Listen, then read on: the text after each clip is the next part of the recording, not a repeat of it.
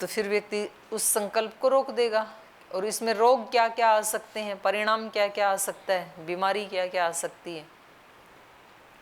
चित्तम वाव संकल्पात भूय यदा वही चेतयते, जब ये चेतन होता है तो इसलिए लोग हमें कहते हैं चेत जाओ अभी भी। चेत जाओ का मतलब क्या होता है,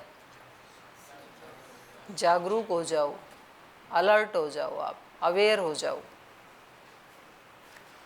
तो इसको कहते हैं चेताना। और चेता सकता है कौन, जो खुद चेतन है। तो हमें कौन चेताते हैं, ऋषि गुरुजन। जो खुद चेतन हैं वो दूसरे को चेता सकते हैं, जो खुद ही सोए हुए हैं तो दूसरे को नहीं चेता सकते हैं। यदा वै चेतयते अथ संकल्पयते। संकल्प तो व्यक्ति जब करेगा ना, जब उसको ये सब याद रहेगा कि क्या कर रहा हूँ, किस भाव से कर रहा हूँ, परिणाम क्या आने वाला है, परिणाम भुगतेगा कौन। इतना यदि व्यक्ति सोच ले तो क्या वो गलत संकल्प कर सकता है। सुबह सुबह क्या वो ये संकल्प कर सकता है कि सो जाता हूँ।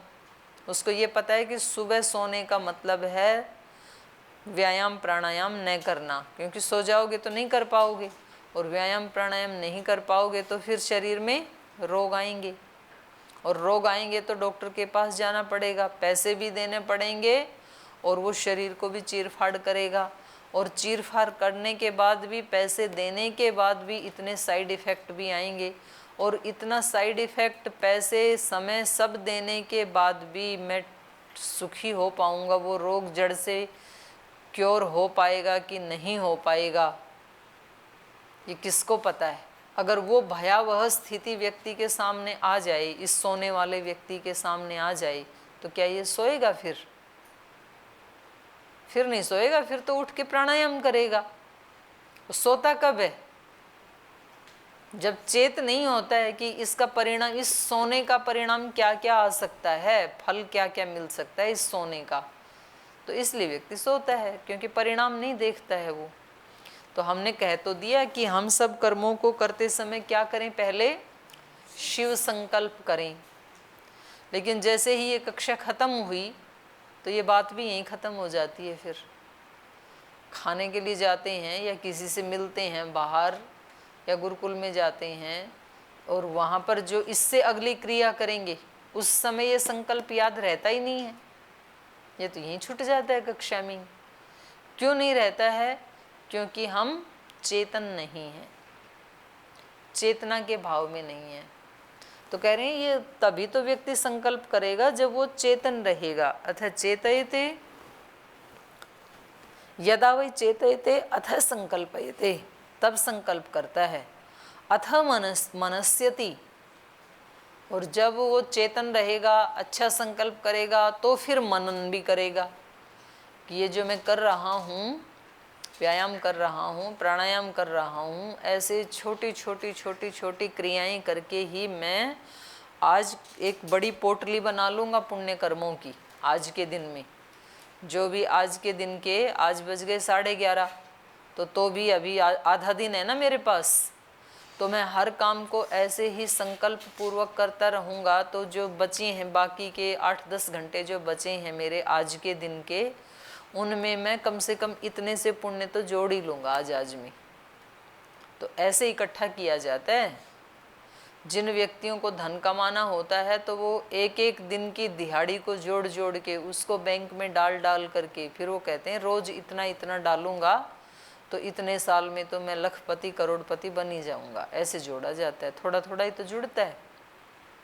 एक विद्यार्थी को डिग्री लेनी है तो वो रोज़ाना 5-6 घंटे पढ़ते पढ़ते पढ़ते पढ़ते 1 साल में फिर उसको सर्टिफिकेट मिल जाता है। तो 1 साल तक लगा रहता है वो।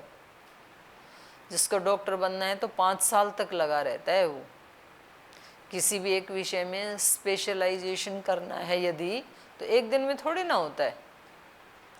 और एक दिन में ना अपने अंदर ये अपेक्षा करनी चाहिए, ना दूसरों के अंदर ये अपेक्षा करनी चाहिए। व्यक्ति खुद तो करता नहीं है और दूसरों के अंदर त्रुटियां ढूंढता है। कहता है मैं तो नहीं करता हूँ तो मैं अच्छा हूँ, कम से कम मैं अच्छे लोगों की लिस्ट में तो नहीं हूँ। और ये जो अच्छे, अपने आप को अच्छे लोगों की लिस्ट में गिनाते हैं, इन लोगों का आचरण भी मुझे तो मेरे से बेहतर कुछ दिख नहीं रहा है। ऐसे लोग बहुत मिलते हैं और हम भी कभी कभी ऐसे करते हैं और हमारे बीच में से भी ऐसे करते हैं। बोल जी हम तो प्राणायाम करते नहीं हैं, तो कम से कम नींद का तो आनंद लेते हैं, उठते नहीं हैं। और हमने तो देखा कि ये जो सुबह 4 बजे उठ जाते हैं ये भी हमारे जैसे ही, हम भी इनके जैसे ही हैं। अब उसको पता नहीं है कि इसने जो प्राणायाम करना शुरू किया है तो इसका फल आज तो नहीं दिख रहा है, लेकिन कालांतर में 1-2 साल के बाद ये प्राणायाम ही इसको तो बचा देगा। और तू जो सो रहा है ना, तो ये कालांतर में तेरी इम्यूनिटी सिस्टम को इतना वीक कर देगा कि फिर कोई कोरोना आएगा और तेरे को एक झटके में ले जाएगा, तब दिखेगा ये। तो ये दिखता नहीं है। छोटे छोटे जो हमारे संकल्प होते हैं, छोटी छोटी जो क्रियाएं होती हैं, वो एक दिन में नहीं दिखती हैं, तो व्यक्ति अवेयर भी नहीं होता है, जागरूक भी नहीं होता है। फिर कोई भी बीज आज बोया तो आज तो उसका अंकुर भी नहीं फूटता है, लगता ये है बीज बोने के बाद कि मिट्टी में मिल गया, कुछ नहीं। और उसी समय उसको कोई बहका दे कि तेरे पास था वो और खो दिया तूने, कहाँ इनके बहकावे में आ गया, दूसरे लोगों के चक्कर में आ गया। और फिर व्यक्ति को लगता है हाँ सही कह रहे हैं, कहाँ चक्कर में आ गई। अरे भाई थोड़ा वेट तो कर। जो बहनें बैठी हैं इनको इनके रिश्तेदार कह सकते हैं, बोले कहाँ आपने अपने बच्चों को वहाँ लेके गए, 1 साल तो हो गया। हमारे को तो हमारे वाले बच्चों में आप वालों में कुछ ज़्यादा अंतर दिखा नहीं, ऐसे ही हैं सारे बच्चे ऐसे हैं। तो थोड़ा वेट तो करो। उसको 2, 4, 5, 7, 10 साल थोड़ा इंतज़ार तो करो। बीज बोया जा रहा है ना अभी तो उसका अंकुर फूटेगा, पौधा बनेगा, वृक्ष बनेगा, फल लगेंगे, तो वेट तो करना पड़ता है। तो ये अध्यात्म का भी कोई ऐसा नहीं है, इंस्टेंट वाला नहीं है, ये फास्ट फूड जैसे नहीं है ये कि अभी उसमें गर्म पानी डालो और 5 मिनट के अंदर दलिया तैयार, ऐसा वाला नहीं है ये। इसमें संकल्प के बाद फिर व्यक्ति मनन करता है। यदा वै चेतयते अथ संकल्पयते अथ मनस्यति, फिर मनन करता है, अथ वाचम ईरयति, और जो मनन करके फिर बोलता है तो उसके शब्दों का मूल्य होता है। और जो बिना मनन के ऐसे बोलता रहता है तो उसके शब्दों की कोई कदर नहीं होती है फिर। तो जो व्यक्ति पहले जागरूक होता है, फिर किसी काम को करने के लिए संकल्पित होता है, फिर संकल्प के बाद उस पर मनन करता है, मनन करके वाचम ईरयति, वाणी बोलता है, ताम उ नामनी ईरयति, तो वो जो वाणी बोल रहा है उसी को ही नाम कहते हैं। नामनी ईरयति माने शब्द या नाम से प्रेरित करता है। और नामनी मंत्रः, इस नाम को ही क्या कहा, मंत्र। नारद ने सब पढ़ा हुआ था ना मंत्र आदि, तो सनत कुमार ऋषि ने क्या कहा कि ये मंत्र तो क्या है, नाम है, केवल नाम मात्र है। तो कह रहे इन मंत्रों को ही नाम कहते हैं। नामनी मंत्रा एकम भवंती। और मंत्रेषु कर्माणि, मंत्रों में कर्म समाहित हैं। ऋग्वेद में, यजुर्वेद, सामवेद, अथर्ववेद, चारों वेदों में जितने भी मंत्र हैं वो मंत्र कर्म की तरफ इशारा कर रहे हैं कि ऐसा कर, ऐसा मत कर।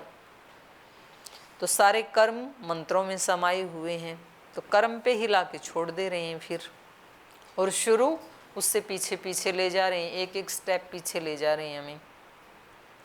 पहले कर्म से भी एक पीछे एक स्टेप कहाँ गया, वाणी।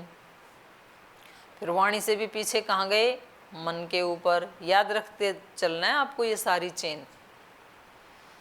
तो कर्म से भी पहले नाम है, नाम मतलब मंत्र है, उससे भी पहले वाणी है, वाणी से भी आगे मन है, मन से भी पहले संकल्प है, संकल्प से भी सूक्ष्म चेतना है।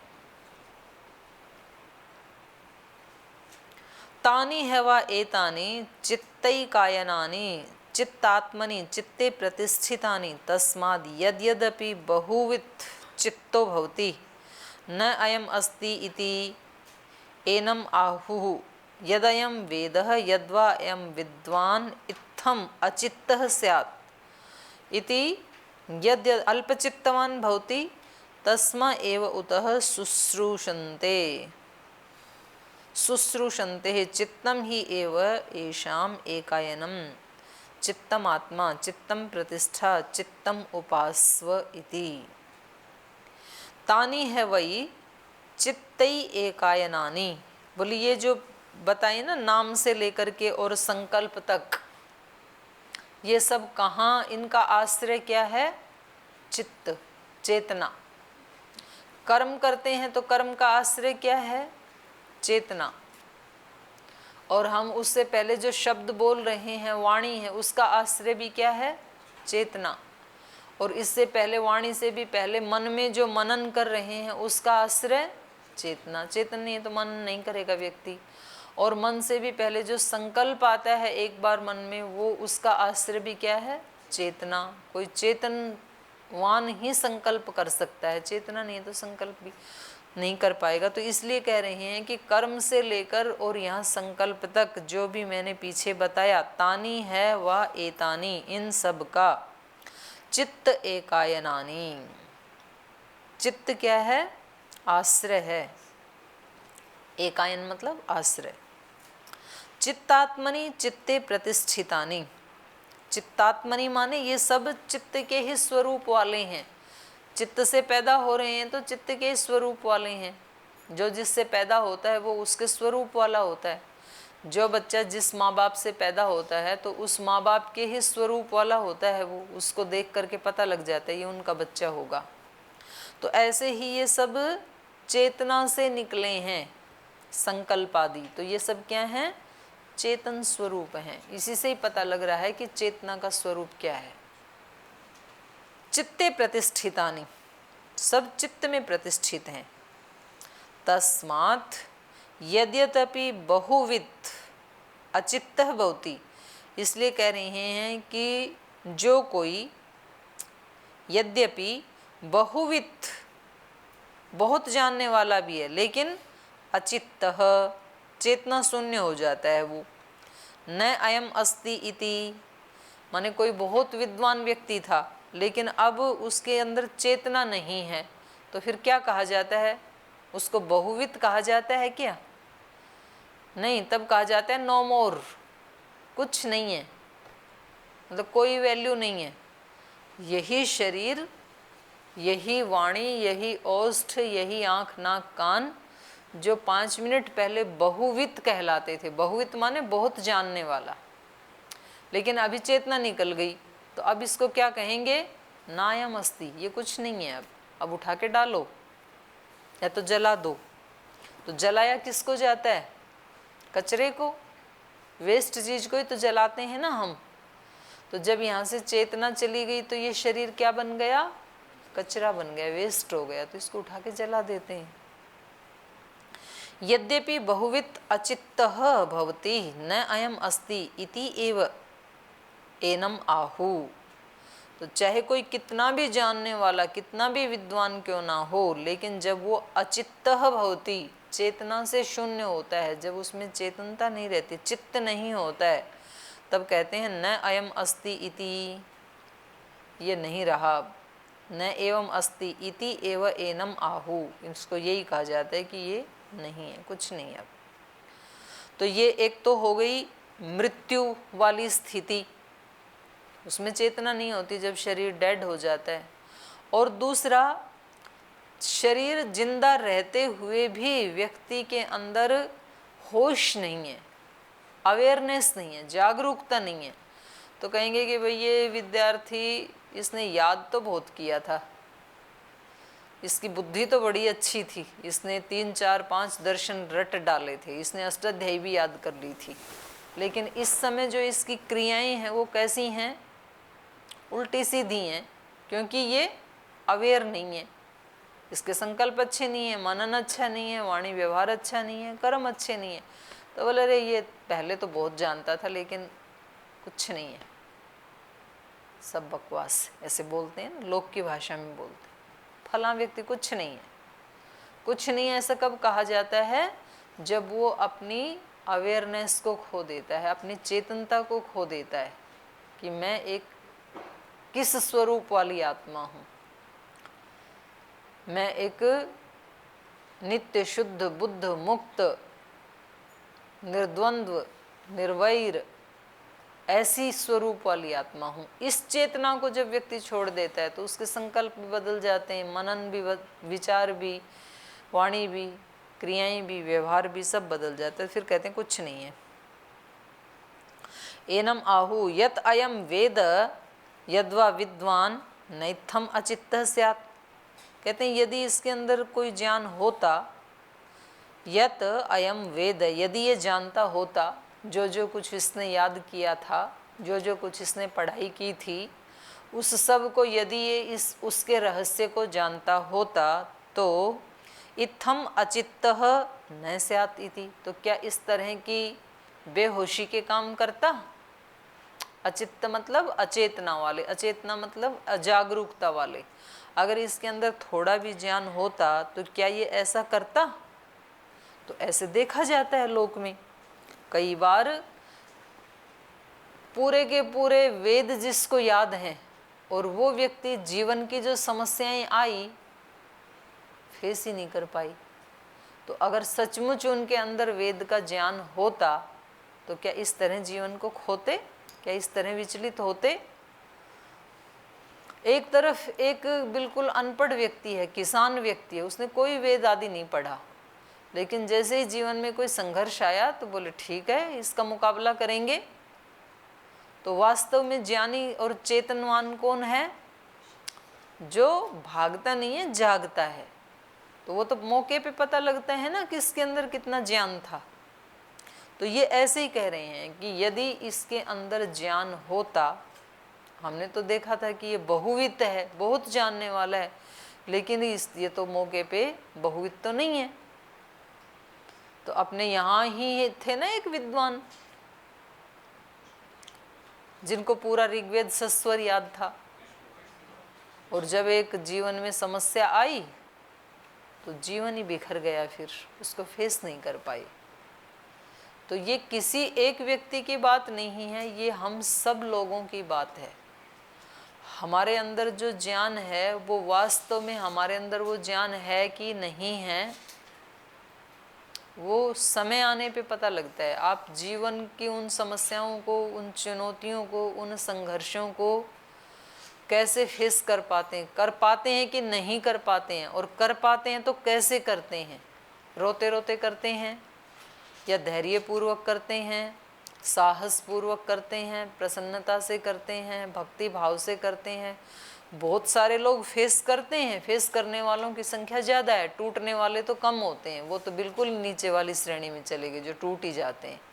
लेकिन फेस करने की भी कई सारी विधियां हैं। एक व्यक्ति फेस तो कर रहा है, लेकिन कैसे कर रहा है, रोते रोते रोता रहता है पूरे दिन कि जी मर तो सकते नहीं है लेकिन जीना भी कुछ है नहीं। तो ये भी एक, इसको भी फेस करना कहेंगे। एक व्यक्ति फेस करता है दूसरे को ब्लेम करते करते कि मैं झेल तो रहा हूँ लेकिन इसके लिए जिम्मेदार ये हैं, मैं नहीं हूँ। तो वो भी फेस करना ही कहते हैं। एक करते हैं हंसते हंसते, वो कहते हैं हमारे अंदर इतना साहस है, आ जाने दो, लेकिन तो भी वो उनके साथ इन्वॉल्व हो गया। एक होते हैं उसको कृपा मान के फेस करते हैं कि इसके पीछे भी जरूर भगवान की कोई कृपा होगी, वो भक्त हृदय होते हैं। एक होते हैं कि उसके उन दोनों से बोले ना सुख में टिकने वाला था ना दुख टिकने वाला है, ये सब मात्रा स्पर्शास्तु कौन्तेय शीतोषण सुख दुखदा आगमा अपाइनो नित्यातान तितिक्षस्व। ये मेरे अंदर थोड़े ही हैं, प्रकृति में चल रही हैं। वो तो बहुत ऊंची स्थिति है, दिव्य स्थिति है, पर होती तो है वो भी, कुछ योगियों की होती है वो भी। फेस करने के भी कई तरीके हैं। तो ये हमें खुद पता लगेगा कि जब हमारे सामने कोई प्रतिकूलता आती है तो हम उसको कौन से तरीके से उसको फेस कर रहे हैं। बस वो ही सच्चाई है हमारे ज्ञान की। बाकी का ज्ञान तो दिखाने के लिए है, बाकी की डिग्रियां तो अलमारी में रखने के लिए ही हैं। क्योंकि आजकल पंखे आ गए, पंखे नहीं होते तो हवा कर लेते कम से कम उस डिग्री से, अभी तो उसका काम भी नहीं है। तो अलमारी की शोभा बढ़ाती है बस, अलमारी में रखी डिग्री। तो बाकी तो नाम के लिए हैं कि इन्होंने ये पढ़ लिया, इन्होंने व्याकरण पढ़ लिया, इन्होंने दर्शन पढ़ लिया, इन्होंने एमए कर लिया, इन्होंने पीएचडी कर लिया, ये नाम के लिए हैं। ज्ञान क्या है वो कब पता चलता है? कर्म करते समय हमारा संकल्प क्या है, हम चेतन हैं कि नहीं है, जागरूक हैं कि नहीं है। वो यदि नहीं है तो फिर कहते हैं कि अगर ये जानता होता यत अयम वेद यद्वा विद्वान, यदि ये ऐसा जानता होता, यदि ये विद्वान होता, न इत्थम अचित्तः स्यात्, तो इस तरह बेहोशी के काम थोड़े ही करता।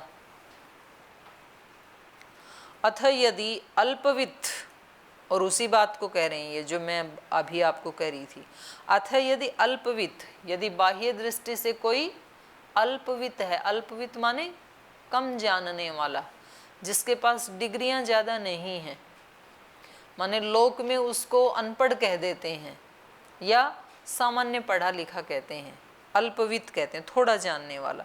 यदि अल्पवित चित्तवान भवति, लेकिन जागरूक रहता है, चेतना से युक्त रहता है कि जब जो काम कर रहा हूँ तो मेरा संकल्प क्या होना चाहिए इस काम को करते हुए, चित्तवान भवति।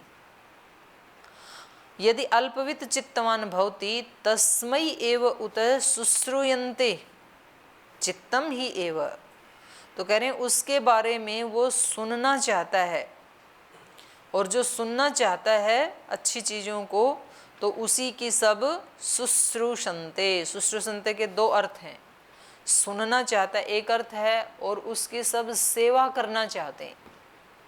जो व्यक्ति भले ही लौकिक दृष्टि से तो अल्पज्ञ हैं, लेकिन वो हमेशा हर काम को करते हुए चेतनावान है, जागरूक है, अच्छे संकल्प लेता है, अच्छे विचार उठाता है अपने मन में, अपने मन को सदा शांत रखता है, अपने मन को पवित्र रखता है, और शब्द भी ऐसे बोलता है जो किसी दूसरे का अहित नहीं करते हैं, और कर्म भी ऐसे करता है, अच्छे से परफेक्शन से सब कर्मों को करता है, और ऐसे कर्म करता है जिससे दूसरे को दुख नहीं मिलता है।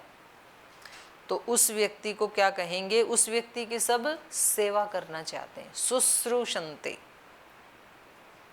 उस व्यक्ति को सब सेवा करना चाहते हैं, परिचर्या करना चाहते हैं, और उस व्यक्ति को शुश्रूषन्ते, सुनना चाहते हैं। मतलब वो कुछ बोलता है तो लोग उसकी बात को सुनना चाहते हैं। तो वास्तव में इसको इन्होंने ज्ञानी बता दिया। एषाम एकायनम चित्तम, तो कह रहे हैं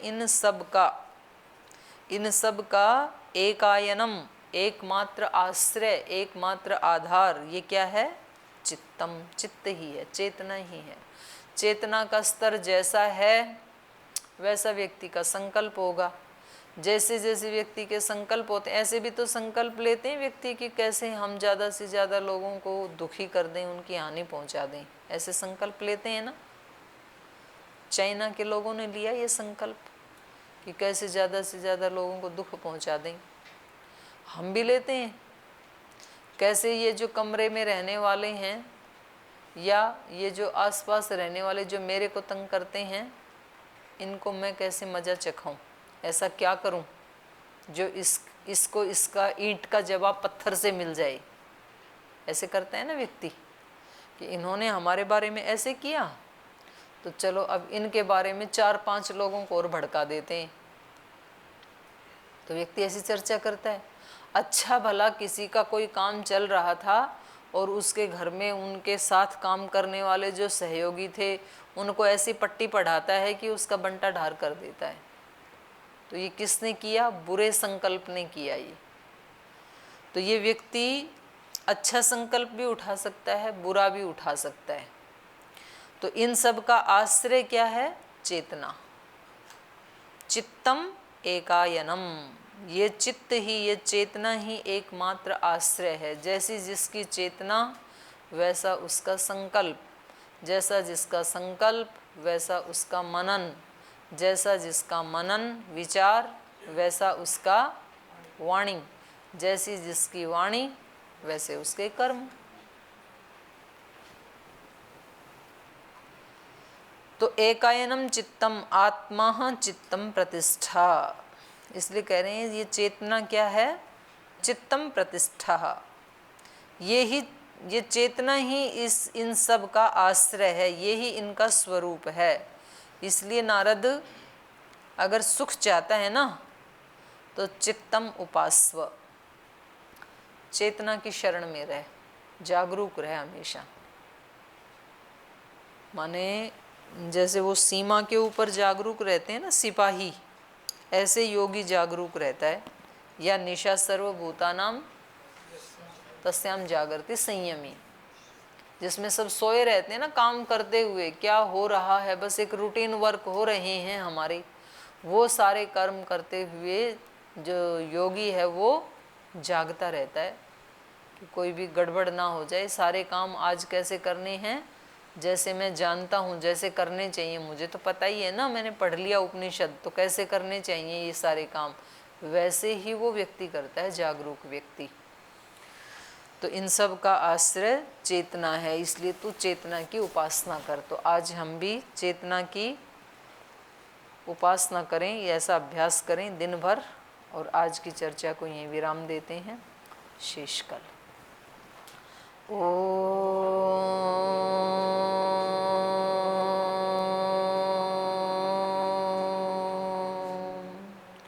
शांति शांति शांति। श्री गुरुभ्यो नमः।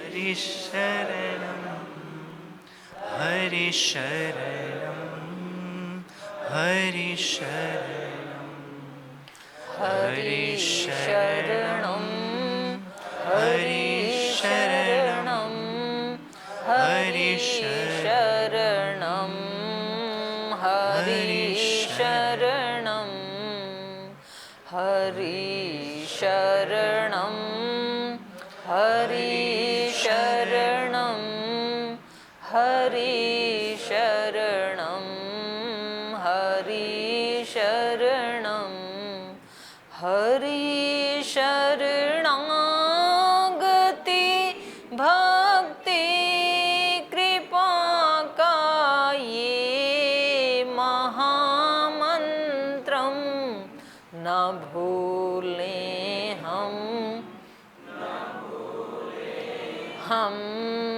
हरि शरणं हरि शरणं हरि शरणं हरि शरणं हरि शरणं हरि शरणं।